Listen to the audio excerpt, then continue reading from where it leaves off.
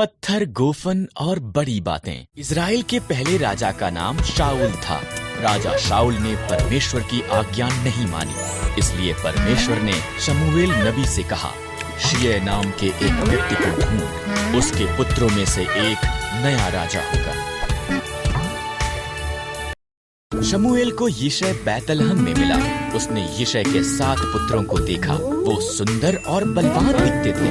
उनमें से कोई नहीं। परमेश्वर ने कहा, मैं बाहरी रूप को नहीं देखता, मैं एक व्यक्ति की आंतर्य दिल की परवाह करता हूँ।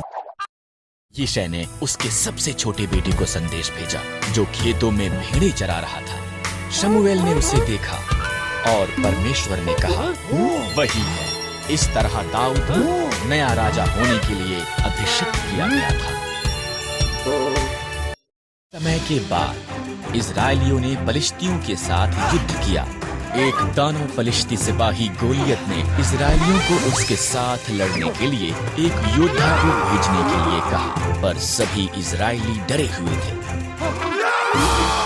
दाऊद सेना में उसके भाइयों के लिए भोजन लेकर आया।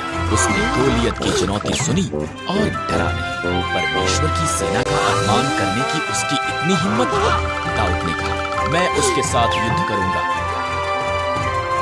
अचंभित हुए राजा शाऊल ने दाऊद को अपने शस्त्र देने की पेशकश की।